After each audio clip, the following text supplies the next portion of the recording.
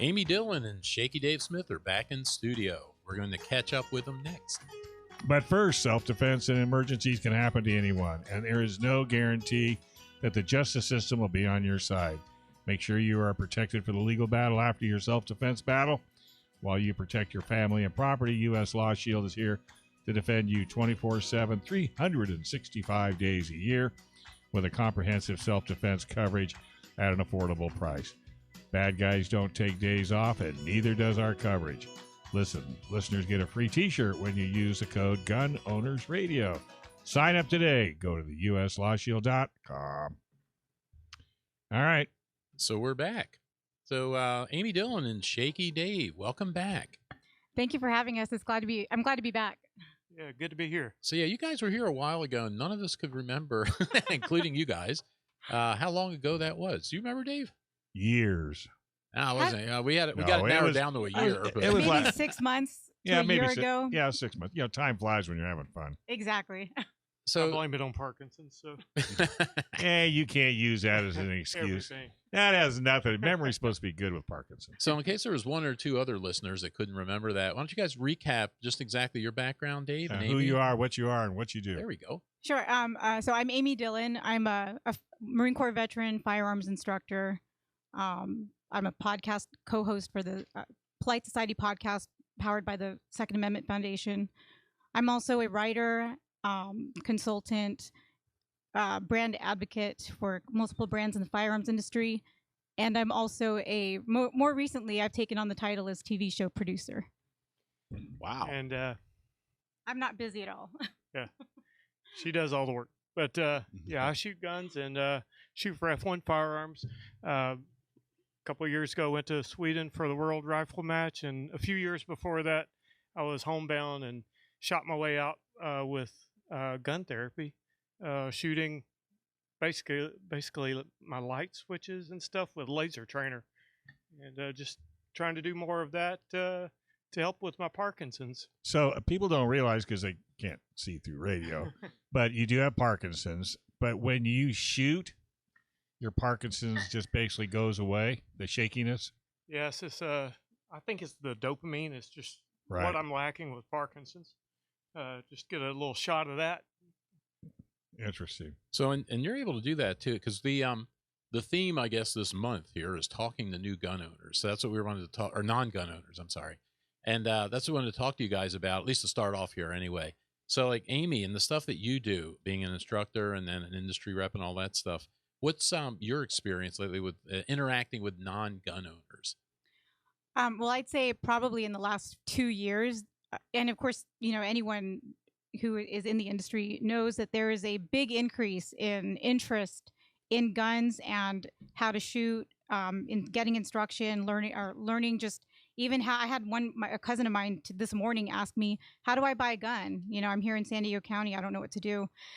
So I think that because of everything that's happened in the last few years, more people are realizing that it's on them to take their defense into their own hands, and are just looking for, the different things, I guess, that are available, the different tools that are available to them for self-defense, and that includes a firearm.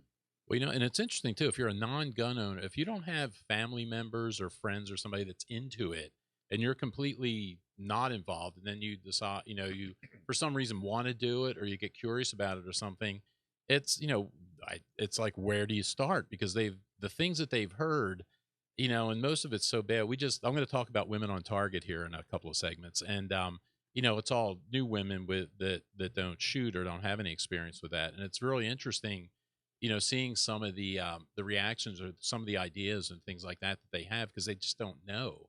And as gun owners, it's a good opportunity to interact with them.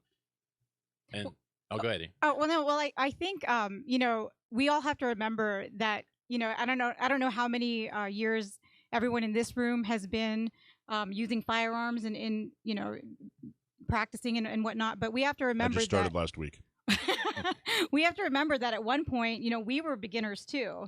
And so anytime I have someone that asks me, I see that they're interested in firearms, I try to remember that they don't know anything. So I can't talk to them about shotgun versus handgun versus rifle, the different intricacies involved when we're talking about, even how to hold a gun, marksmanship, fundamentals and terms. They don't know any of that. So I try to, listen to them at first. And really the number one thing that I ask as an instructor is, what's your purpose for wanting to know? Because then that helps me understand their drive, where they're coming from.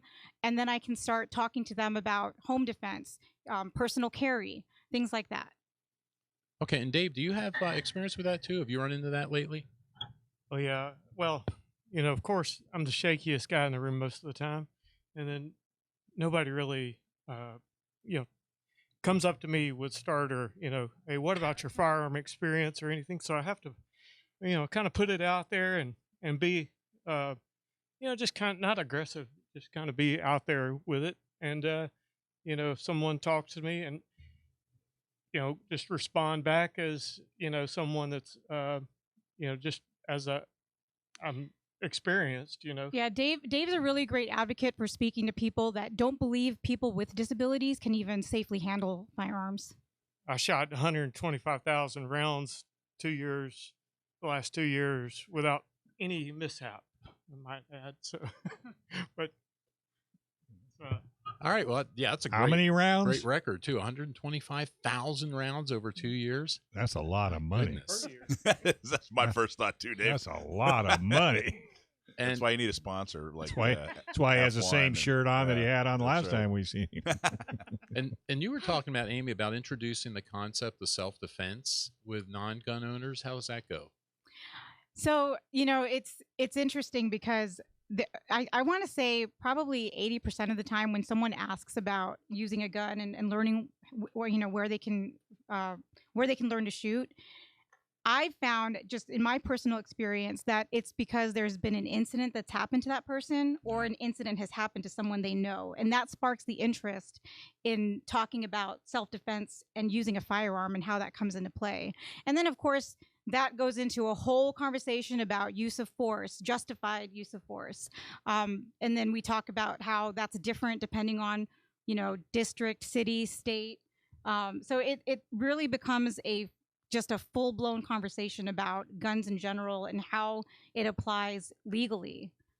Amy, it feels like, to me, over the last couple of years, maybe since the beginning of COVID, it feels like self-defense has become the number one reason. Whereas I think there was a lot of people, it just kind of seemed fun, or maybe it was a hobby thing. But I don't know. Is that your experience in the last couple of years? But I'd say, again, since the beginning of COVID, the majority of people who are coming out and learning how to, fire a gun for the first time, it is very purpose driven, and that purpose is self-defense. Are you seeing that as well? Yeah, I agree. I think that, if for someone who's not in the industry, maybe they look at guns as maybe something recreational for target practice, for example. But I think that things that have happened in the last few years, with protests, unrest, all the things we see in the news, and then even just seeing that we cannot rely on the government, people are starting to realize that. And it just starts putting the question in their head, okay, if I'm responsible for myself, what are my options in case A, B, or C happens? And I think that seed gets planted, it's been planted somehow in the last few years for people that maybe, unlike anyone in this room who've already thought about personal responsibility, they start, seeking out answers to, well, how do I buy a gun? And where do I learn to use it safely? How do I even, get my carry permit, and other questions?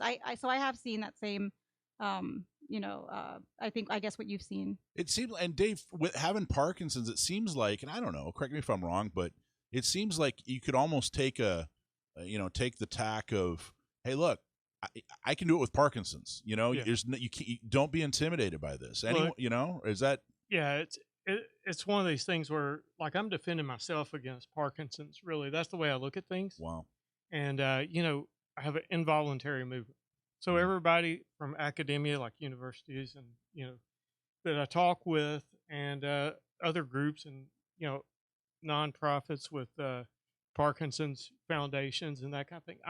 I'm talking to the whole gamut of people, and they look at me like, it's like it's Greek, So for me, it's just with the Parkinson's, it's amplified, and they just think, maybe I should just be sitting around. I'm one step away from going into a nursing home, basically, if I didn't have, this kind of out.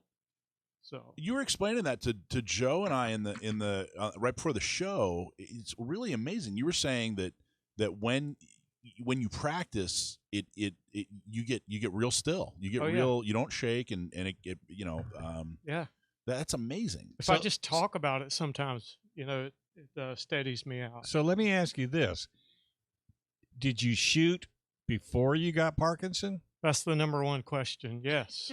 I grew up in a family that was shooters as far as hunting. So you weren't afraid to shoot once you got, I mean, if you'd had Parkinson's first, I doubt you'd gone on to pick up a gun. Well, I was sitting there in a homebound state, and couldn't walk out to the mailbox is where I was when I picked up a laser trainer and just started doing it, and I wasn't ready for like live firearm, I didn't think, but then lo and behold, it just steadied out. And then, fast forward a couple of years, and then I met Amy, and things are clicking. So you and I are actually we're kind of the opposite, Dave. When I pick up a gun and start shooting competitively, that's when I start shaking. So it's kind of the opposite.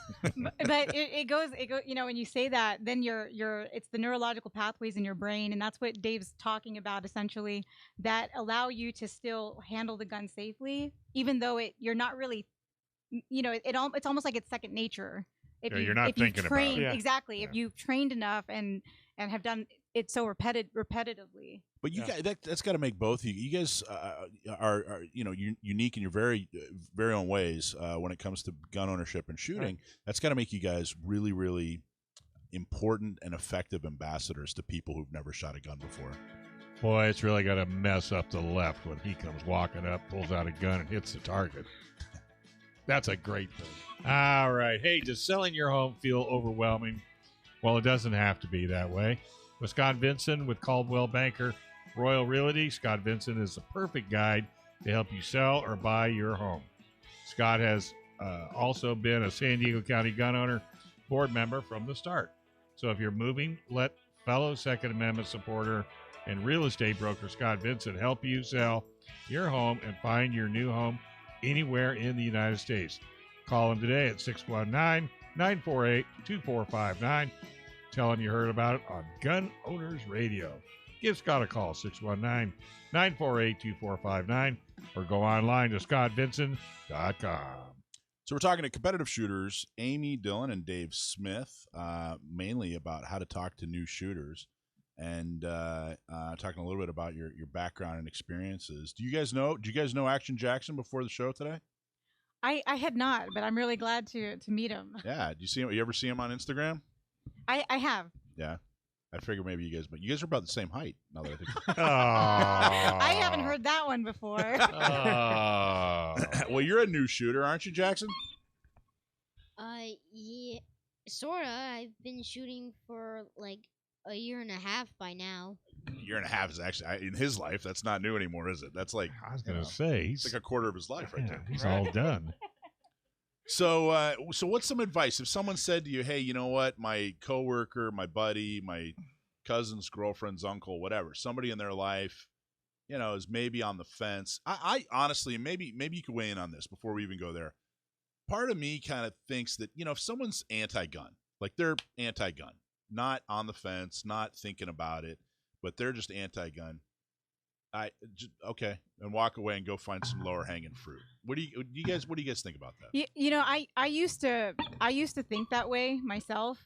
In fact, there was a period when I first started in this industry, just getting out of the military, where I had just started doing firearms training, and I was almost embarrassed to tell people that I was a firearms instructor, because when I used to tell, people would ask, well, what do you do now that you're not in the military? I'd say, oh, I'm a teacher, essentially.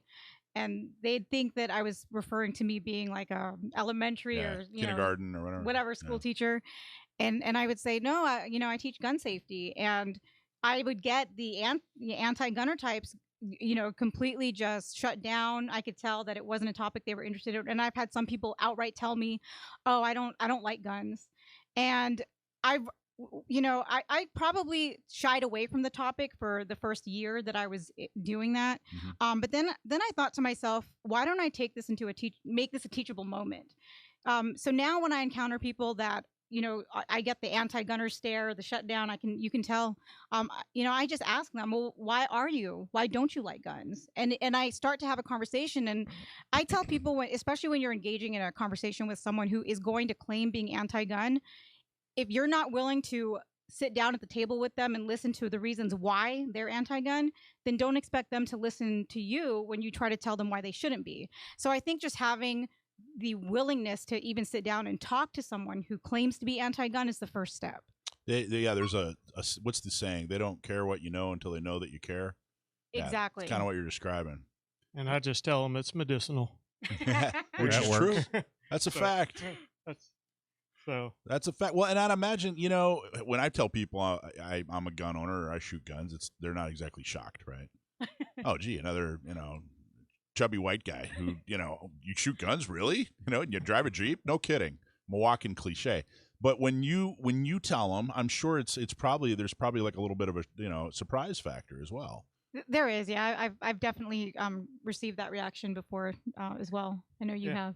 Oh yeah, especially, we've almost like had denial, on when people see me shaking and see me with firearm shirt, they're it's like they're all about shut down the whole conversation. But probably worse when you start walking up to them with a gun in your hand and that thing is flying every which way. I tried to go to a gun range the other day in the same way. It was like, hey, whoa, where do you think? Yeah, can you hold that trophy? Can you hold that target? It's not limited to just one group, but it's a good starter for her to be there for me, and then at the same time, hey. It is. Well, and it's good for you too. It is medicinal. Yeah, for it is me, medicinal. Yeah. So it's my therapy. And you guys are competitive shooters. What's coming up in 2022 for you guys? Oh wait, I have a better one than that. Oh, all right. Who's the better shooter? I wasn't gonna go there. I wasn't gonna cause it. Yeah, you were. You wanted to know. I always answer that I am. And Dave is going to roll with that one, right? I go with the long shot better, but she's better. That's smart. That's a smart man right there. I just had to do range. it. We've had some friendly competition between ourselves before. Yeah. And you've won a few, so I'll give him that. He's Did one you of hear few. that, Dave? This is live, so you got that on tape. So you're good. There you go. Are one of you better at a different plat? Now you say you're better at long distance. He's great at long range. Yeah. Pistol. You're better. Oh, at you're pistol? better at pistol. Long range pistol is. I grew up shooting long range. So now I'm trying to shoot past like 500 yards with a pistol. I'm shooting like 100 to 500 is what I love to do. So wow, it's not with a pistol. Oh yeah, 500 yards. If you go on his Instagram at Parkinson Shooter, he's got videos of him shooting long range pistol. But you should see the pistol. You and I are not the same. Yeah, really. The pistol. My pistol would have to be about 450 yards long. Hey, 10 mil. For me. 10 mil is a great caliber. I'm just saying. So, wow. That's amazing. That is. Well, here's a question: Have you ever been competing with her and you threw it just to let her win? Oh, I would not want him to do that. Hey, I don't throw. You don't anything. have to answer that. No. I don't throw anything. No. Luckily, we've been partners in these, like team matches. I haven't really had to shoot against her, so it's always benefited me. Keep it that way. It'll be. Yeah. So what's coming up in 2022? What do you guys? Because I know competitions of. I don't know. I think COVID kind of dried some of these competitions up, didn't they? There's a lot of local ranges that have been still putting on competitions. We've been traveling a lot lately, so we didn't shoot all year any competitions. Except for the team match. Yeah, team but match. Yeah, we haven't set a schedule. We haven't looked at the 2022 schedule for us yet because we're also still planning a gun therapy tour. What does that look like? What's a gun therapy tour? It's making people aware that there's a therapy out there that involves guns, Hmm. and whoever, whether it's you're just lazy. I mean, it fixes that too. Just get out there and shoot and enjoy dopamine, which Yes. the dopamine release I get. So, Yeah, we'll be partnering with fascinating. ranges, and we're trying to do like different parts of the country, and then just hit up different cities while we're in that area. So we're And setting that up so for this Reach year. out to anybody, or specifically people with Parkinson's, or It's specifically, we would like to see people with Parkinson's come out to these events because we are trying to collect medical data to support the clinical research and put gun therapy consistent with things like Boxing for Parkinson's, which is an official program with the Parkinson's Foundation, and also like cycling. We want it to be a recognized medical therapy that shooting recreationally does help someone with a neurological disorder. wow, that's really fascinating. we have a laser shot simulator, and it keeps a track on everybody's performance and everything. So laser shot simulator, and it's real safety trainer type situation. Yeah, so for someone who has never shot a gun before, we have non-live fire, like the laser trainer that Right. he's talking about, and Have- laser shot sponsors. Have you ever that. had anybody that has Parkinson's shoot and it didn't correct the problem? Well, Or I have wouldn't say it. I wouldn't say the didn't correct it, but it's just going out there and having fun with it. And whether your skill is to here or there, no matter what type of shooter you are, if you're a Parkinson shooter right? or you're a non-Parkinson shooter, you're always trying to get to that next level, Right. and you just need to have fun with it. Right. And that's- Well, I was just thinking, throughout- if somebody had Parkinson and you Yeah. said, "Look, when I fire it, I goes totally, I'm just solid," and then he tries it or she tries it and it doesn't work. We haven't run into someone who we've spoken to say that they haven't shot a gun before and that has Parkinson's Oh, that wants okay. to learn. But we're open to that. That would be the search. I That would be- that would be the search. Yes, but we've had a lot of people because Dave's with him having Parkinson's, we've had people with Parkinson's that have also shot guns or used to shoot guns reach out to him and just want to have a conversation with him about Mhm. it. But we haven't encountered anyone yet that has Parkinson's, has never shot before, but wants to learn. And so that's kind of where I come in because teaching someone with a disability, of course we want to adapt, to whatever their whatever challenges they have and teach them, because just because someone has a disability, whether it's Parkinson's or whatever else, that doesn't mean that they shouldn't they should be barred from learning. They should at how to- least try. Exactly. Well, I was just wondering if he's unique in the fact that he has Parkinson, he fires, and he goes normal. Where, what about a person that used to be a shooter, gets Parkinson, tries shooting, and still can't shoot because of the Parkinson? That was kind of the Yeah. route I was looking. I would be interested to hear if there is someone out Yeah. there like that, and Yeah. and if they are, we have an email, info@guntherapy.org, that Okay. if they want to reach us and to talk about some of those issues, Because it's all about the doing the medical aspect exactly. of it, Yeah. the studies, talking to as many people as you possibly can talk to, that either has Parkinson's or what have you. Because I think it's all about the research. It takes forever. It is, yes. Well, I guess it sounds like correct me if I'm wrong, Dave. I was kind of listening in on your conversation earlier, but it sounds like it has to do with the release of dopamine. Right. So, and I think, I'm not a scientist. I didn't stay at a Holiday Inn Express last night, but I think you have to enjoy what you're doing in order for Yeah. dopamine to be released. Yeah. So if you don't like shooting guns, it's probably not going to do much for you. But if you do like shooting guns, and you can get that dopamine release, it sounds like it'd be real effective. But Yeah, but it exactly. sounds like you have to have shot first, gotten Parkinson, and see if it'll correct it. Not necessarily, I don't think, but I think bet thought I'd throw it out there anyway. I want to test the theory, so everybody just All right. needs to come out and shoot. Dave Stahl and I are going to work on this more in the lab and see Yeah, what we we can are. come Yeah. up. Yeah. And by the way, Dave, get your own show. Thanks for watching this clip from Gun Owners Radio. You can watch us live every Sunday from 4 to 6 p.m. California time, right here on our YouTube channel, or if you're in the San Diego area, you can listen to us on 1170 a.m. We're also available on your favorite podcast platform for free. Don't forget to like and subscribe so that you can help restore and protect the Second Amendment, not just in California, but across the country.